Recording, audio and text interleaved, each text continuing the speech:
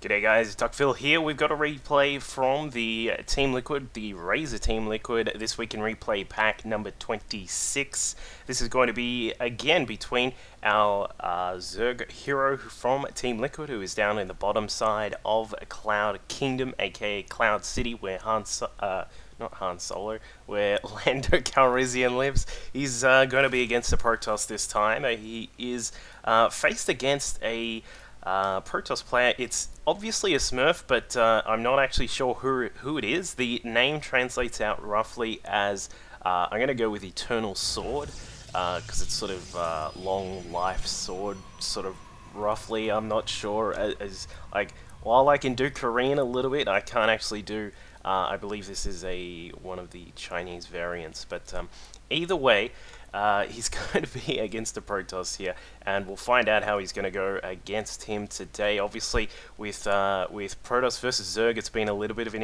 interesting situation with the Stefano-style LOL roaches coming into effect quite a lot, but HayPro is not much of a player who is sort of invested in that style as much. He doesn't sort of commit to that sort of very quick 3 base and then just go crazy on roaches. He likes to do some of the other things. Of course, Nidus are one of the big things that he does do, but basically he likes to sit on a very good economy and try and just sort of go against the opponent on a macro scale. So we'll see how that goes here today. Before we get too far into the game, I just wanted to throw a quick shout out to Sukari, who helped out with that translation on the player name, and also a good friend of mine who is in a bit of an unfortunate situation. He's been very sick recently.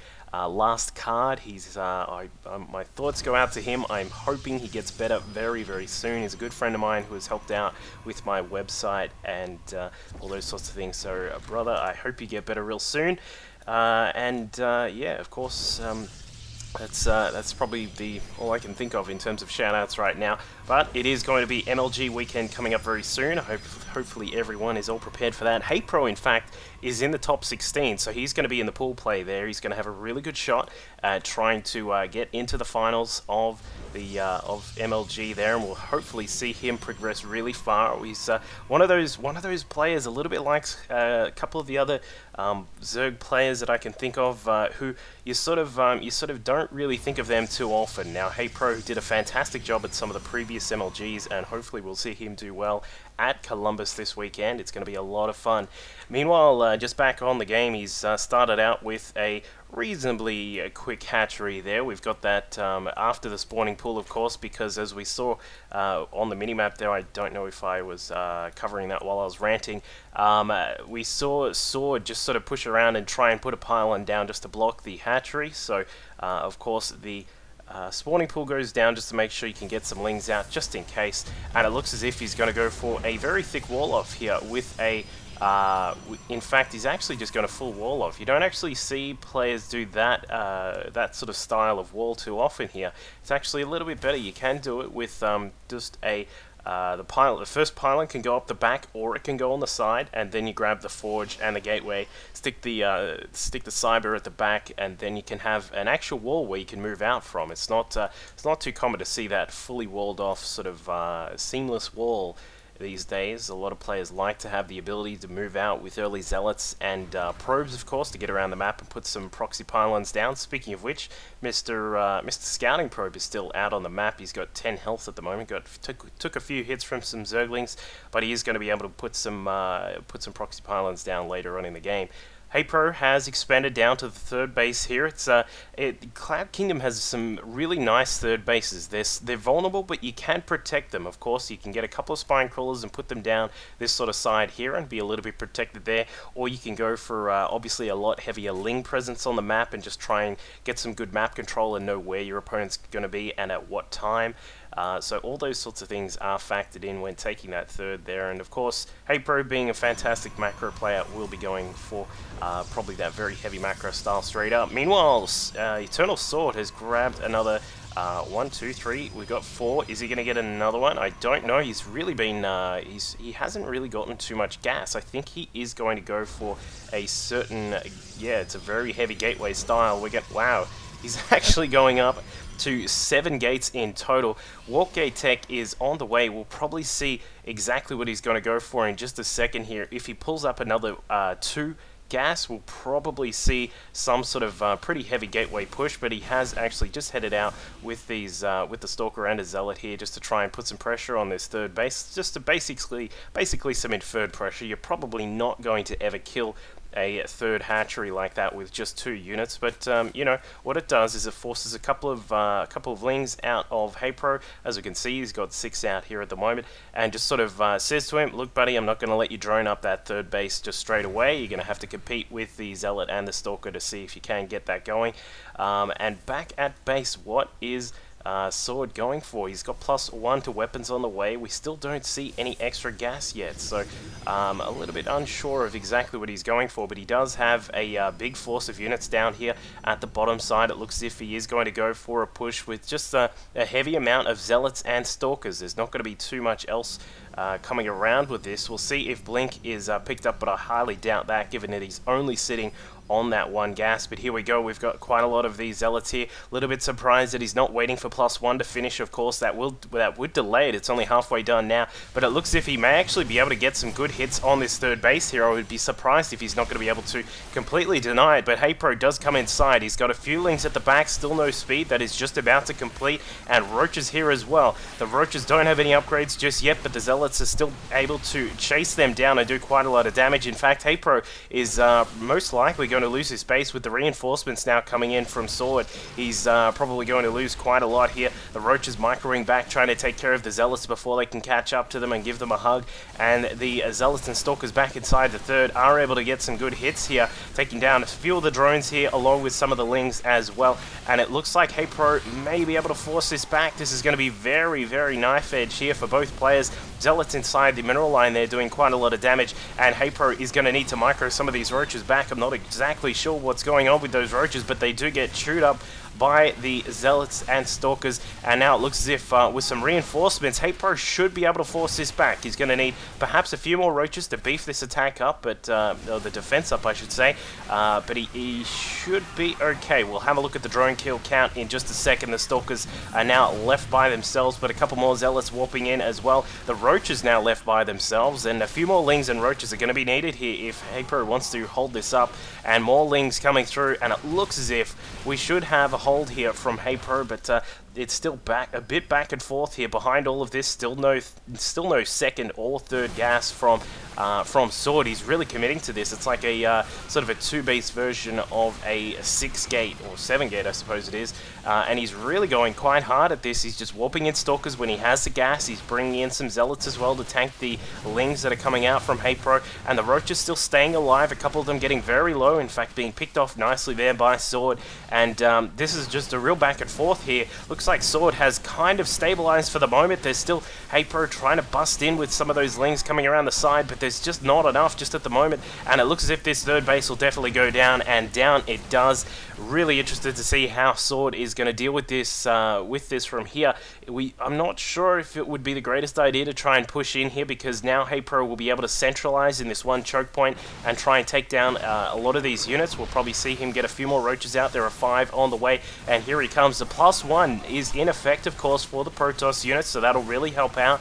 And now that the Zealots have been destroyed, I think that Sword is probably going to pull back. Yeah, he will. He doesn't want to get caught out by a large amount of lings that could come out of HayPro right about now. Going to fall back and get some tech going. As we can see, picking up gas number 3 and 4. Number 2 is already there inside the main base, and also getting a Twilight Council. So, interesting push from Sword. I haven't actually seen anyone do that for quite a long time. That was a bit of a sort of one of the older school style heavy gateway pushes at the start of the game, and there's that. I really don't get why you would do a full wall there, but people still do, you know, each their own, I suppose, but you have to sort of destroy one of the buildings to get back into your base later on. That's a little bit odd. But that's, I suppose, how some people like to play it. HayPro, behind all of this pressure, has continued to drone up. He's up to 41 at the moment. He did lose quite a few in the battle. He lost 6 in the battle there at the third base, of course, and then he had to spend quite a lot of his larvae getting the roaches and the lings that were there to defend. So this is sort of the game, I don't know, this is kind of in a little bit of an even position at the moment. HayPro only just now getting his third up, which is of course a little bit of a good thing for Sword, but Sword still is quite far behind on any of his tech. He's only just getting Blink right about now. The Robo has only just been started. Is this a way to deal with that very quick hatchery, third hatchery style play from HayPro? I'm not exactly sure. But we'll find out very soon, because I'm sure these players are going to start really getting into their tech, getting into their macro, and starting to really beef up their armies as best as they can. HayPro getting roach speed here. The lair is, of course, complete to allow that. We'll see if he is going to get some of the upgrades. He is getting +1 to Carapace, which will help the roaches survive a tiny bit longer. Back at the Protoss side of the map, +2 to weapons on the way for Sword. And as we saw just a tiny bit earlier, we've got Blink on the way, an Observer coming out, and he's going to try and recoup some of his position. He's down 84 supply to the 115 of HayPro. HayPro just going to town on his drone count there and looking to get that third up, but that is going to be spotted. But just what I was saying about the drones back here for HayPro, he's up to 61. He was actually around about 5 drones behind where Sword was, but now he's gonna just power that up. We've got we had 9 drones coming out. There's now still 2 more that have just popped up as well, and HayPro getting started on that creep spread as well, which is a signature part of HayPro's play. Already getting out to this middle sector of the map where it's going to be giving him quite a lot of map vision. He already does have quite a lot, as we can see with the lings on the watchtowers. You can see almost the majority of that whole center of the map, where it's quite important to be able to see what's coming from your Protoss opponent. So good to see the creep spread there from HayPro. Let's have a quick look at the HayPro cam just to see what he is up to. Just getting some macro going there, building a few spines to make sure he does have some defense. And in fact, as we can see on the production tab, he's actually got a Nidus worm in production, and there is actually a well-placed Overlord that is actually completely out of vision for Sword. We'll have a check of that in just a second, just watching what HayPro is up to. He's sitting there at a very nice APM of around about 100, not too slow, not too fast, so he's doing it just right. And as we can see, he's going for an attack. What is Sword up to? Getting a couple of these cannons prepared. He's trying to find where this Nidus worm is coming in, but he has no idea. He's going to spot it eventually, and here come the roaches. They are now coming inside. HayPro going to try and do some damage with these roaches in the main base here, and while he's doing that, some lings are going to head inside to the main bases, into the third base as well. He will be able to get some good damage there. Meanwhile, back inside the main, the roaches have been absolutely annihilated here. There are so many stalkers, +2 on their weapons, of course. The sentry's here to help out as well, and then that gets absolutely crushed. But while that was happening, as we can see, probes being retreated from the third. He's going to have to pull them back to the third in just a moment, but the lings have done quite a lot of damage. They've denied the third from being mined out at all, and it looks as if that was quite a disruptive play there from HayPro. I do like what he has done, and he still has a potential for another Nidus worm if he wants to, because a couple of changelings just hanging out inside the main base saying hello, and we'll see if he does go for another Nidus play. Just at the moment, HayPro now sitting back. He's got some more drones on the way, probably going to look to take a 4th base pretty quickly. I would assume this one would be the target of choice. This one's a little bit far away just at the moment, but we'll see if that is what. Nope, he's going to prove me wrong and get this one up this side. Alright, not as common to see people take that expansion, because this one can be just sort of a little bit of your progression sort of mode. When you're sort of pushing across this way, taking the third, you sort of naturally lean in towards this one here, but this one can be defended a tiny bit better, so we'll see if that is going to be what the plan is there, just to keep it nice and defend it here. But HayPro getting on the offensive again, another Nidus worm popping out, and Sword is just a tiny bit out of position. He's got some Immortals and Stalkers here. Keep in mind, these guys have +2 to their weapons, and now streaming into the third base. The lings getting inside. The cannon has not been rebuilt. One is halfway done. A second has just started now. The Stalkers have to retreat and take care of those as fast as possible. Sword not pulling back any of his probes. He's lost quite a lot there. HayPro HayPro evening up the probe count there by getting his own kills. He's got 25 worker kills total. The Nidus Worm goes down. The Overseer is also just poking around trying to find another entry point to get inside the main, and he is going to float through. He should be able to get inside and have a quick look here. Meanwhile, down at the bottom side of the map, we've got sentries that have been warped in here from Sword. He's going to lose quite a lot of those, and I think that would stifle this push that he's going to attempt to go for, but who knows, he might try and push in anyway. If HayPro denies that pylon, that is quite good for him, and he does. There is a secondary pylon across to the side, which is going to provide some warp-ins as well, and I think Sword perhaps a little bit caught out by that lack of a third base in that bit more of a standard position, but HayPro again with the Nidus Worm inside the main. Now he's going to kill off one of the cannons along with a few of the probes that are trying to get the hell out of there, and he is going to be able to take out some of this tech. Would love to see him go for this massive Artosis pylon that's here, but while this is all going on, HayPro under siege himself. We've got Stalkers, we've got sentries, and a couple of Immortals that are poking away at as much of HayPro's base as possible, but we've got a whole, I don't know, what would you call that? A massive amount of beach balls that are being dropped, and the infested Terrans come out with their +1 to Carapace, surviving a tiny bit longer than normal and able to take care of a lot of that attack force, and Sword has lost quite a lot of what he had. He's still got a lot of Stalkers here available to continue the push, but I don't think he's going to get too far back inside the main. It looks as if HayPro has gotten some of his units. He's lost, I don't know if he's lost some of them. No, okay, he actually retreated some of them back into the Nidus Worm to bring them back to stop this attack. That's where these roaches have come from, and it looks like HayPro will stabilize right about here, but more Stalkers now coming through, going to try and get some more damage done, and HayPro is getting another Nidus Worm. Where has he put that one up? I'm not actually sure. Because there is another one, but Spinecrawler is coming across to get some defensive measures prepared for this base. Of course, he did lose some of the ones that were already there, and now HayPro is going to try and look to probably stabilize his economy a tiny bit. A few units left out the side here. These guys are not happy at all, but the Lings and a singular Roach getting inside the main base. The Stalkers not able to deal with all of these units, of course. The Lings with just the basic sort of upgrades, 1-1 at the moment with their, they can do some decent damage, and it looks as if they're going to hold back just for the moment, because if they can get another Nidus Worm inside, he'll be able to continue this pressure. This is this is what I like to call the subway style of doing a lot of Zerg pressure. This is actually really fun to do in team games, but what you do is you put down a lot of these Nidus Worms in random locations, and then just try and get into your opponent's face in multiple spots and just cause them to be all over the map at once. It looks, as you can see, it's having a big effect on how Sword is playing,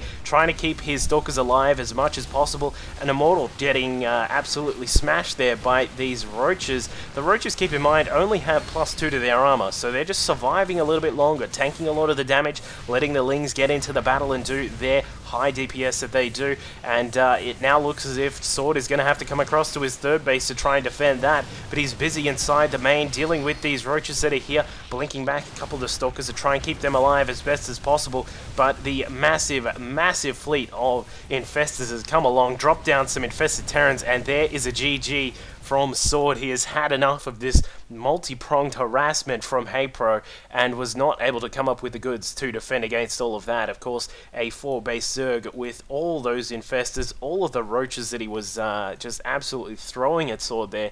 Way too much to try and defend, and he has to tap out. So great stuff there from LiquidHaypro, doing a great job with all of that, and I hope, as I said, we'll see him do quite nicely at MLG. If not, come out with a win. That would be absolutely fantastic for the team and for HayPro. So make sure you're cheering for your favorite players. Say hi to them on Twitter.